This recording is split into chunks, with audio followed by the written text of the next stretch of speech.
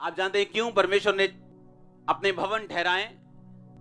Bible कहती है उसने चर्च को प्रेरित दिए, प्रॉफिट्स दिए, पास्टर्स दिए, इवेंजलिस्ट दिए, टीचर्स दिए।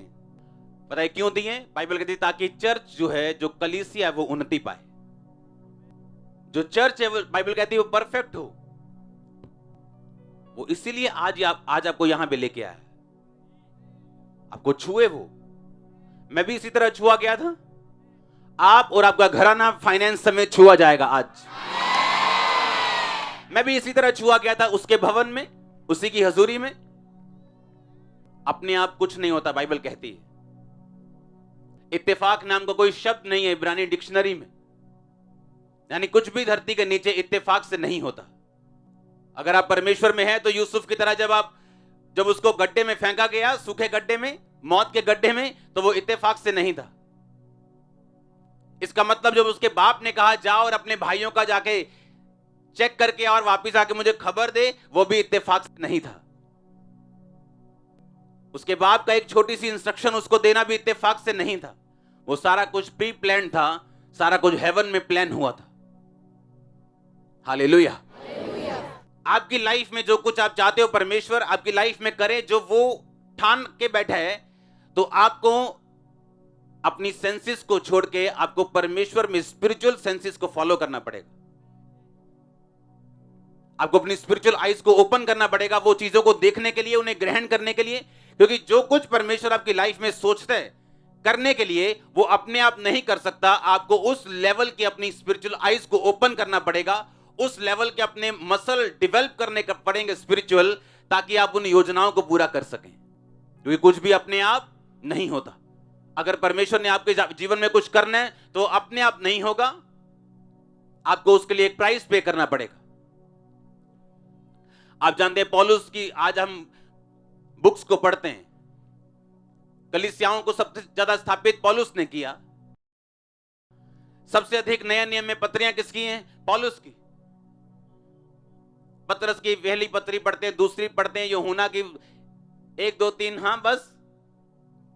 लेकिन पौलुस की पत्रियां हम पढ़ते जाते कलीसियाओं को, जो उसने लिखी। और कहां से लिखी? जेल से। और ये उसके साथ कोई इंसिडेंट नहीं हुआ, एक्सीडेंट नहीं हुआ।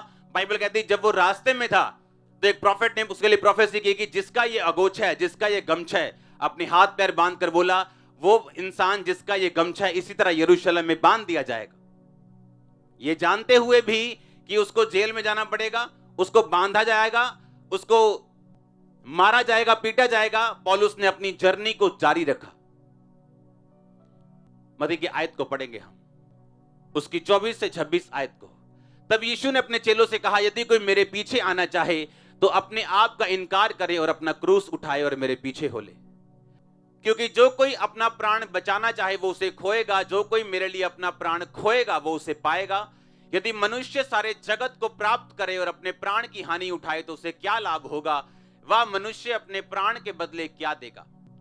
आज एक इंपॉर्टेंट मैसेज मैं आपको देना चाहता हूं। आप हिस्ट्री उठा के देखो। आज जो आपके हाथ में बाइबल है ना, वो एक परमेश्वर के दास की वजह से।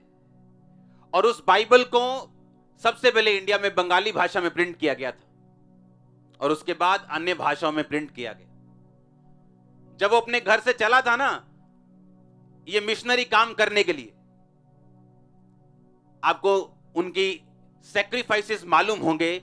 अपने परिवारों को उन्होंने खोया, अपनी सेहत को, अपने बच्चों को, अपने आप को खोया।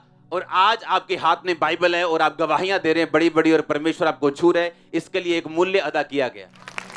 आप सुनो मेरी बात ध्यान से। इसके लिए क्या एक मूल्य अदा किया गया, एक प्राइस पे किया गया। एक रूह बचाने से पहले उनको सालों लग गए एक रूह बचाने के लिए। और जिस दिन उस रूह को बैप्टाइज करना था, उसकी अपनी वाइफ पागल हो गई। जिस दिन एक उस रूह को बैप्टाइज करना था, अपने बच्चे मर गए क्योंकि दूसरे देश से आए थे और यहां पर उनको खाना नहीं पचा, उनको एटमॉस्फेयर रास नहीं आया, सिर्फ एक रूह को बचाने के लिए। और आज वो खमीर जो लगाया गया था, पूरा आटे को खमीर कर रहे हैं। परमेश्वर ने कहा यदि मेरे पीछे आना चाहता अपने आप का क्या कर? इनकार कर और मेरे पीछे चल। अपना क्रूस उठा और मेरे पीछे आ।